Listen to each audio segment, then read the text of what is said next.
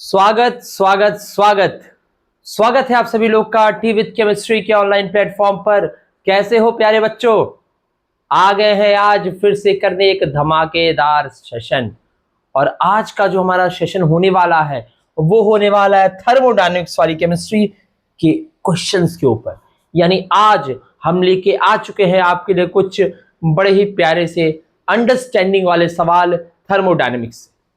तो इस सीरीज को चलिए शुरू किया जाए और आगे स्टार्ट करते हैं हम आज अपने पहले सवाल के साथ।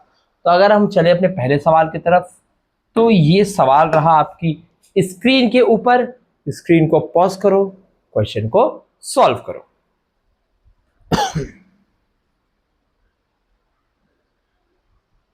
चल, अगर तुमने लेक्चर मेरे देखे हैं तो ये सवाल तो तुमको उससे देखते ही हो गया होगा। क्या पूछा जा रहा है इस सवाल में? Thermodynamic is not concerned about, यानी थर्मोडायनेमिक्स चुनिंदा ऑप्शनों में से किस पे काम नहीं करेगा, यानी किसके बारे में वो नहीं बताता है। सवाल ये पूछा है। पहला सवाल देखिए, energy changes involve in a chemical reaction. तो जवाब सही है, क्योंकि एनर्जी चेंज के लिए इन्वॉल्व होता है, मतलब इस हिसाब से जवाब सही नहीं है। वैसे स्टेटमेंट सही है, क्योंकि यहां पर पूछा हुआ है नॉट। यहां क्या पूछा हुआ है मित्र? यहां पूछा हुआ है नॉट। तो नॉट के हिसाब से गलत है, लेकिन रियल में इक्वेशन सही है, यानी ये स्टेटमेंट सही है। दूसरा स्टेटमेंट देखिए, the extent to which chemical reaction proceed. बिल्कुल सही बात है। थर्मोडायनेमिक्स ये भी बताता है। क्या नहीं बताता है? तो रेट नहीं बताता है। रेट के बारे में कोई आइडिया नहीं है थर्मोडायनेमिक्स को कि किस रेट पे रिएक्शन होगा। रेट कौन बताता है? रेट बताता है हमारा केमिकल काइनेटिक्स। क्या कौन बताता है? Chemical kinetics. तो पहले का जो आंसर होगा that is going to be the third one. Clear है दोस्त? चलिए आगे बढ़ते अपने आज के अगले सवाल के ऊपर। ओके, तो अगला सवाल ये रहा आपकी स्क्रीन के ऊपर। पॉज करो।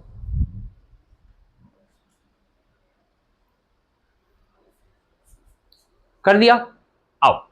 तो अब क्या कह रहा है? The intensive property. Okay, intensive property की बात हो रही है।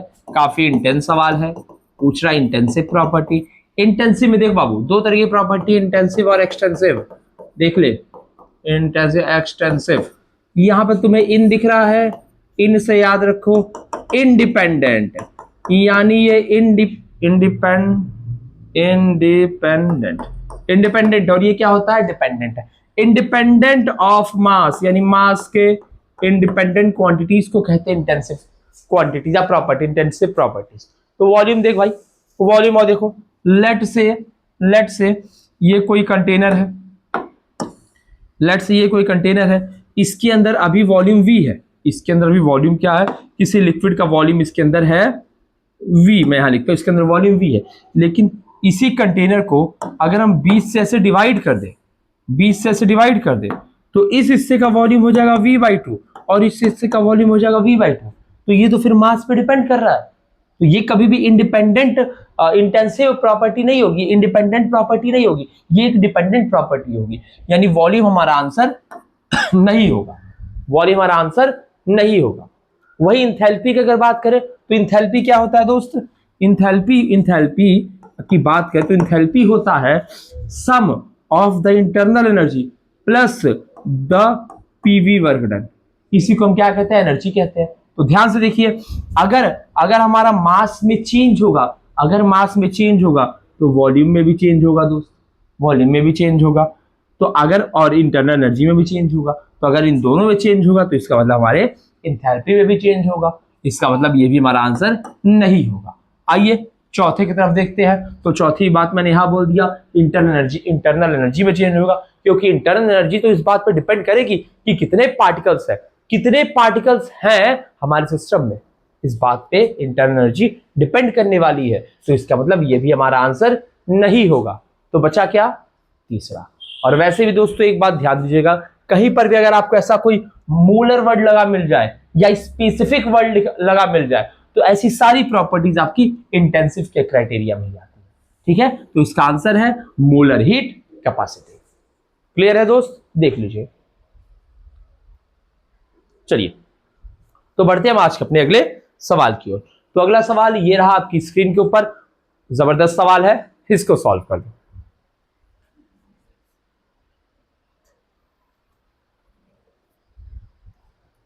आओ मित्र, आओ। ये सवाल हो गया, बहुत ही प्यारा सा सवाल था। ग्राफ को देख के बिल्कुल भी डरना नहीं है, ग्राफ को देख के डरना नहीं है। आओ क्वेश्चन को समझते हैं मित्र। लिखा हुआ है आइसोचोरिक, यानी आइसोचोरिक, आइसोकोरिक है, दिस इज आइसोकोरिक। मुझे लगा चोरिक बोलूंगा तो कूल दिखूंगा, इसीलिए चोरिक बोल दिया। आइसोकोरिक प्रॉपर्टी की बात कर ले तो आइसोकोरिक जो भी आइसोकोरिक जो ये प्रॉपर्टीज होती है, आइसोकोरिक जो हमारा क्या बोलते हैं ट्रांसफॉर्मेशन होता है, आइसोकोरिक मतलब होता है कि वॉल्यूम हमारा वॉल्यूम कांस्टेंट है। वॉल्यूम क्या है बाबू? कांस्टेंट है। ठीक, वॉल्यूम कांस्टेंट। ग्राफ की बात कर लें तो ये जो हमारा पीवी ग्राफ बना हुआ है, पीवी जो कर्व है, इस एक्स एक्सिस पे क्या दिखाया जा रहा है? एक्स एक्सिस पे क्या दिखाया जा रहा है? वॉल्यूम दिखाया जा रहा है। मतलब अगर तुम एक्स एक्सिस के एक परपेंडिकुलर ड्रॉ करोगे, एक परपेंडिकुलर ऐसे तुमने एक्स एक्सिस पे ड्रॉ किया, तो क्या इस पे कभी भी एक्स एक्सिस की वैल्यू चेंज होगी? ऑब्वियसली बात है नहीं होगी। इस पे तो वाई वेरी करेगा ना। एक्स एक्सिस वगैरह एक परपेंडिकुलर बना दोगे तो उस पे तो वाई वेरी कर रहा है, उस पे एक्स तो कभी वेरी नहीं करेगा, क्योंकि एक्स की मान लो यहाँ पे वैल्यू है, यहाँ वैल्यू अगर मान लो 2 है तो ये तो हर जगह वैल्यू 2 ही रहेगी, हर जगह एक्स की वैल्यू 2 ही रहेगी, वाई ना चेंज होगा। इसका मतलब अगर तुमको कोई ऐसी लाइन दिख रही है, यानी ये दोनों लाइन के एन और एल एम, तो यहां पर तुम ध्यान से देखोगे ये दोनों लाइन परपेंडिकुलर है। ये दोनों लाइन क्या है मित्र? ये दोनों लाइन है परपेंडिकुलर टू एक्स एक्सिस। ये दोनों लाइन क्या है? Perpendicular to X axis. यानी यहां पर वॉल्यूम की वैल्यू चेंज नहीं हो रही है, और वॉल्यूम की वैल्यू चेंज नहीं हो रही तो कैसी प्रॉपर्टी है वो? आइसोकोरिक। कहां कहां दिख रहा है ये मित्र आपको? L2M देखिए, L2M बिल्कुल सही है, और N2K और N2, यानी दूसरा हमारा ऑप्शन है, दूसरा हमारा ऑप्शन हो जाएगा। नोट कर लीजिए दोस्त।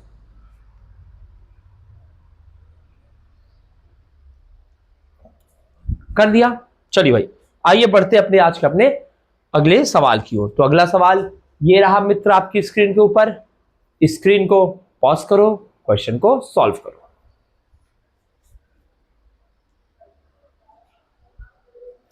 काफी अच्छा सवाल है, कर लिया होगा आप लोगों ने, नहीं किया है तो आइए बात करते हैं इक्वेशन की।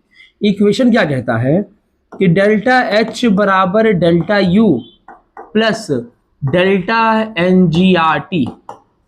ठीक है दोस्त, अब ध्यान से देखो क्या बता रहा है, डेल्टा एच बड़ा हो डेल्टा ई से। ओके आओ, तो यहां पर क्या है, डेल्टा ई लिखा हुआ, तो हम डेल्टा यू को ही डेल्टा ई भी लिख सकते हैं। ये तो बस रिप्रेजेंटेशन की बात है, तो चाहे आप इंटरनल एनर्जी को यू से दिखाइए या फिर ई से दिखाइए, उससे कोई दिक्कत नहीं है। आइए, तो delta H minus delta E बराबर होगा डेल्टा NGRT के। देखिए आर भी टी कांस्टेंट है, आर भी कांस्टेंट है, यानी डेल्टा एनजी पे डिपेंड करेगा कि ये क्वांटिटी आने कैसा वाला है, ये क्वांटिटी आने कैसा वाला है। आइए अब बात करते हैं इसकी थोड़ी सी डिटेल में। तो अगर हम देखें ध्यान से, पहले केस में अगर हम डेल्टा एनजी निकालें, सिर्फ हमें निकालना है डेल्टा एनजी, तो डेल्टा एनजी क्या होता है? मोल ऑफ प्रोडक्ट, तो 2 है स्टॉकियो 2, और इधर भी गैसेस देखिए, एक दो गैसेस है 3 + 1 4, यानी 2 - 4 यानी -2। पहले केस में आ रहा है -2, दूसरे केस में डेल्टा एनजी निकालते हैं। लिक्विड है, एक भी नहीं है, इधर गैस है हाफ, ये भी है 1 + हाफ यानी 0 - 3/2 यानी आएगा -3/2। क्लियर है दोस्त? आओ तीसरे में देखो, डेल्टा एनजी किसके बराबर हो जाएगा? यहां पर है 1 + 1 2 - 1, 2 - 1 बराबर 1। क्लियर? तीसरे में देखो, तीसरे में डेल्टा एनजी किसके बराबर हो जाएगा? 2 - 1 + 1 2, 2 - 2 यानी 2 - 2 बराबर 0, 2 - 2 बराबर 0। ध्यान से देखो यहां 0 है, यानी पहले इस केस में क्या आएगा, यहां पर 0 रखोगे पूरी क्वांटिटी खत्म हो जाएगी, इसका मतलब डेल्टा एच बराबर आ रहा है डेल्टा ई के। तो ये तो हमारा आंसर नहीं होगा, चौथा आंसर नहीं होगा। और तीसरे में देखते हैं, इसी में इसकी वैल्यू पॉजिटिव आ रही है। जब इसकी वैल्यू पॉजिटिव आ रही है तो डेल्टा एच देखो यहाँ पे पॉजिटिव क्वांटिटी आएगी, तो डेल्टा ई में पूरी चीजें जुड़ने वाली है ना, इसका मतलब डेल्टा एच तो डेल्टा ई से बड़ा हो जाएगा, क्योंकि इतनी चीजें उसमें ऐड हो रही हैं। देखिए ऐड हो रही है, कुल मिला करके डेल्टा एच है ना, तो डेल्टा ई में अगर इतनी चीजें ऐड हो रही है तो डेल्टा एच बड़ा हो जाएगा। यानी इस केस में, तीसरे केस में डेल्टा एच बड़ा होगा डेल्टा ई से, कोई दिक्कत नहीं है। बाकी दो जगह जो डेल्टा एनजी है वो नेगेटिव आया हुआ है, और अगर नेगेटिव डेल्टा एनजी लोगे तो यहाँ पे नेगेटिव का साइन हो जाएगा, मतलब डेल्टा एच तो इससे छोटा हो जाएगा क्योंकि कुछ क्वांटिटी उसमें से घटेगी, तो यानी ये भी दोनों आंसर नहीं होगा, यानी हमारा आंसर हो जाएगा थर्ड वाला।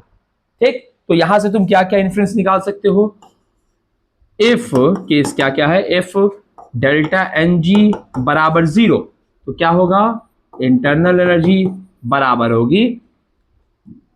होगी बाबू चेंज इन एंथैल्पी के। अगर डेल्टा एन जी जो है ये पॉजिटिव है तो भैया डेल्टा एच बढ़ेगा, डेल्टा ई छोटा रहेगा। और अगर डेल्टा एन जी बच्चों नेगेटिव है तो डेल्टा ई बड़ा रहेगा। ओहो क्या राइटिंग है, डेल्टा ई बड़ा रहेगा और डेल्टा एच क्या हो जाएगा, छोटा हो जाएगा। तो ये जो कुछ ज्ञान की बातें हैं, जो काम की बातें हैं, जो यूटिलाइजेशन की बातें हैं, इनको भी नोट कर ले और इस सवाल को भी नोट कर ले।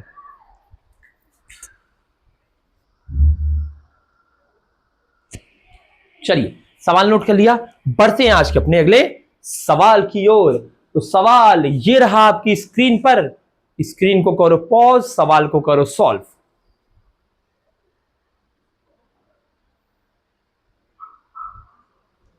आइए दोस्त, सवाल तो बड़ा अच्छा है।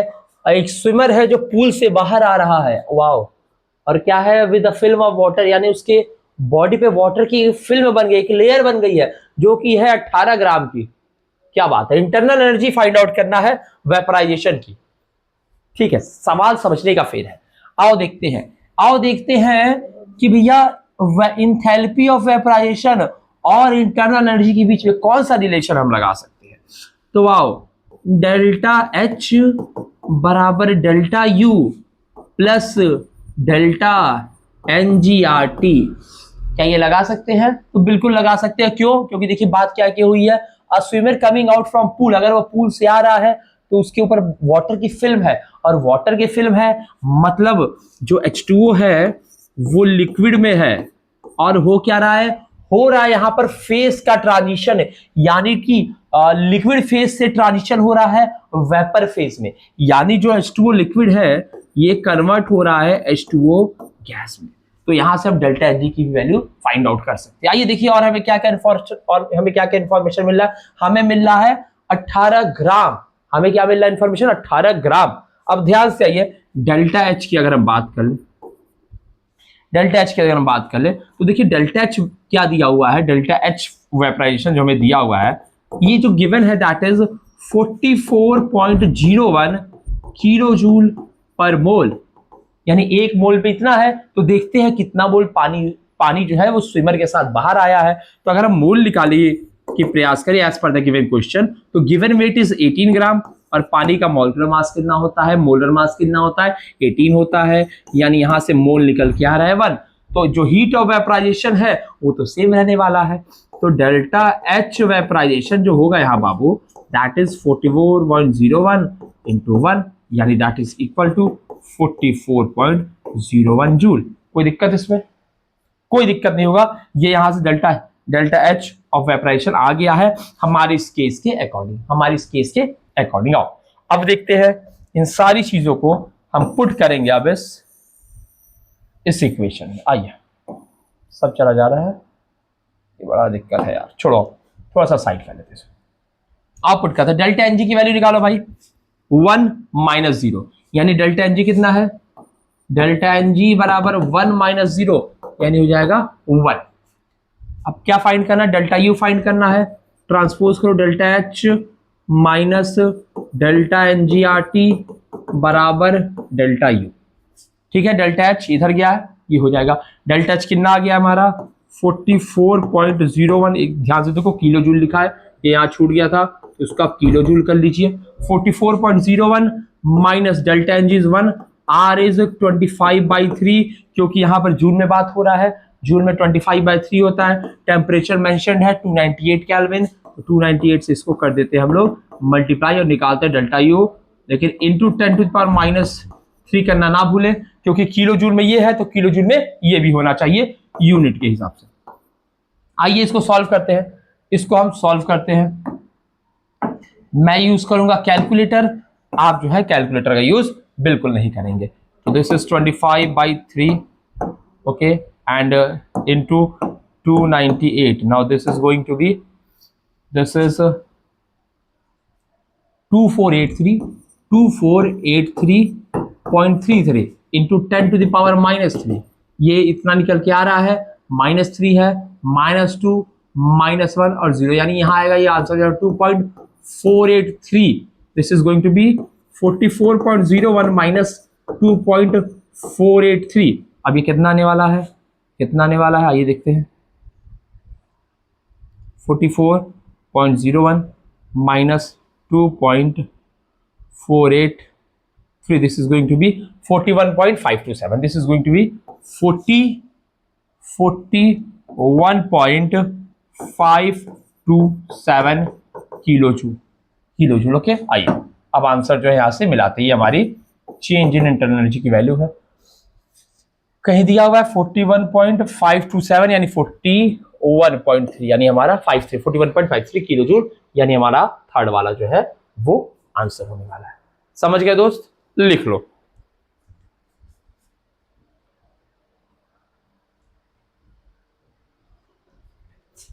क्लियर दोस्त, अच्छा सवाल था, मजा आया करने में, मजा आया ना. अगर मजा आया इस सवाल को करने में तो कुछ नहीं करना यार, लाइक कर दो इस वीडियो को, चैनल को सब्सक्राइब कर लो, प्ले स्टोर पर जाओ, टी विद केमिस्ट्री का एप्लीकेशन लाइव है, उसको डाउनलोड करो, वहां पर टेस्ट सीरीज में टेस्ट दो, असाइनमेंट दो और अपने प्रोग्रेस को चेक करो. चलो दोस्त, आगे बढ़ते हैं आज के अपने अगले सवाल की ओर. तो अगला सवाल ये रहा आपकी स्क्रीन के ऊपर, सॉल्व कीजिए.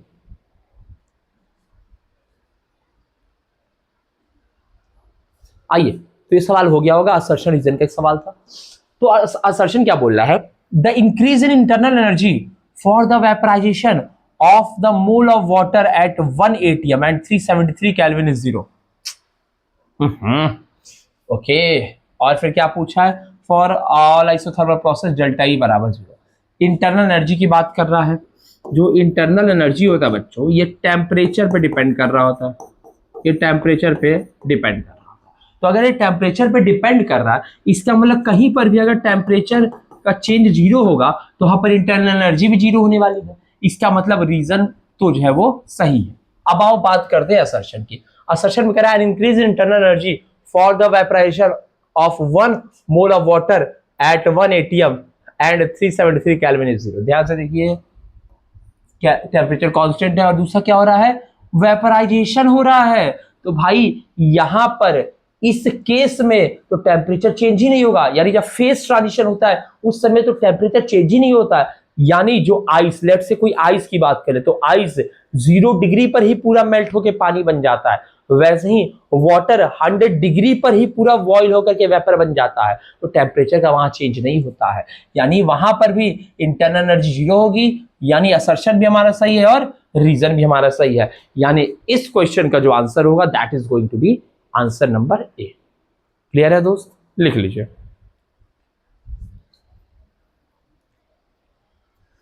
चलिए भाई, सवाल हो गया ये, बढ़े अपने अगले सवाल की ओर, बढ़े अपने अगले सवाल की ओर. तो अगला सवाल ये रहा आपकी कंप्यूटर स्क्रीन पर.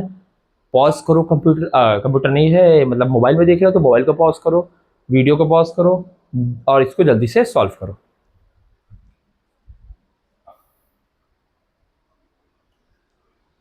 चल भाई, आते हैं सॉल्व करते हैं इसको.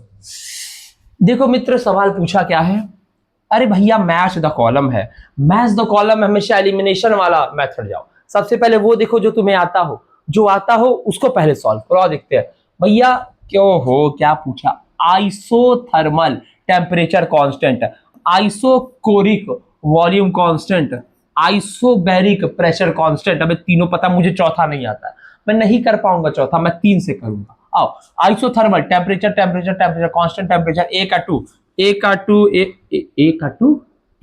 तो बस एक ही में दिया है, ए का 2 तो बस एक ही में दिया हुआ है.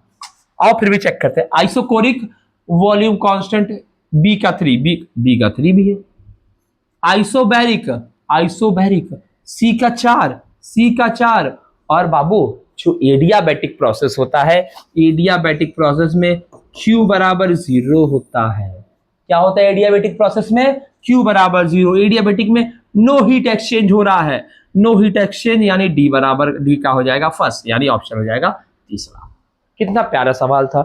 ये आपके नीट का ही पीवाईक्यू है दोस्त, ये नीट का ही पीवाईक्यू है दोस्त। देखिए कितना कठिन सवाल था, कितना कठिन सवाल था। चलिए लिख लीजिए। चलिए आगे बढ़े दोस्त, आइए तो चलते हैं आज के अपने अगले सवाल की ओर। तो अगला सवाल ये है आपकी कंप्यूटर स्क्रीन पर, सॉल्व कीजिए।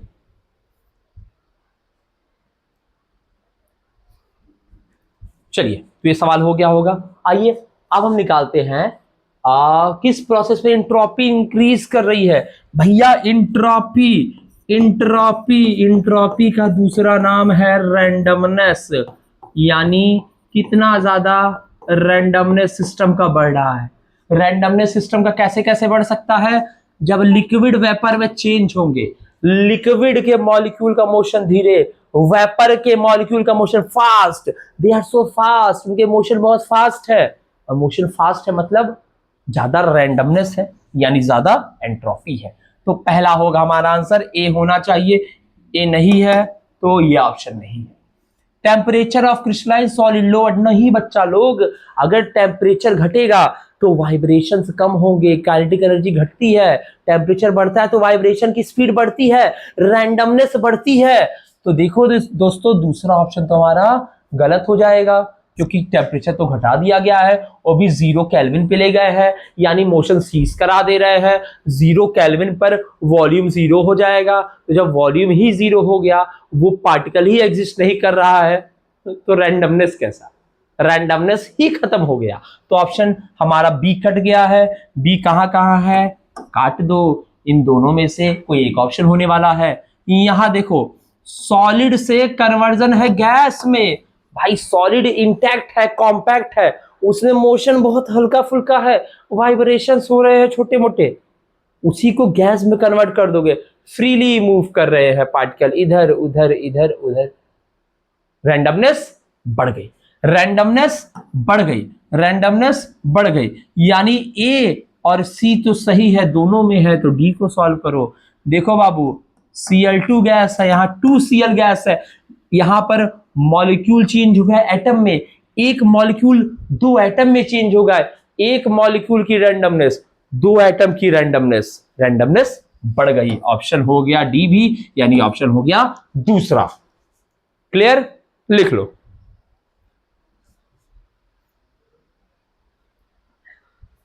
हो गया सवाल। आइए दोस्त चलते हैं आज के सेशन के अपने अगले सवाल की ओर। यह भी काफी खूबसूरत सा सवाल है, इसको सॉल्व कीजिए।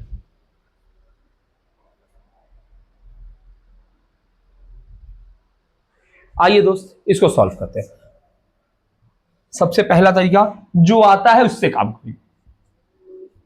इंटेंसिव अभी बताया गया, independent property, independent of the amount of substance, यानी सी का 1, सी का 1, सी का 4, सी का 1, सी का 4, सी का 3 आए, ये तो आंसर एक से ही आ गया भाई, ये तो आंसर एक से आ जा रहा है। नीट, ये नीट का सवाल है यार, एक से आंसर आ गया। आओ फिर भी चेक करते हैं। एक्सटेंसिव नहीं डिपेंड करता है, सॉरी एक्सटेंसिव मतलब डिपेंड करता है, depend on the amount of substance, यानी डी का 4, डी का 4 सही है, डी का 4 कहीं है, यहां नहीं है, यहां नहीं है, काट देते, यहां था।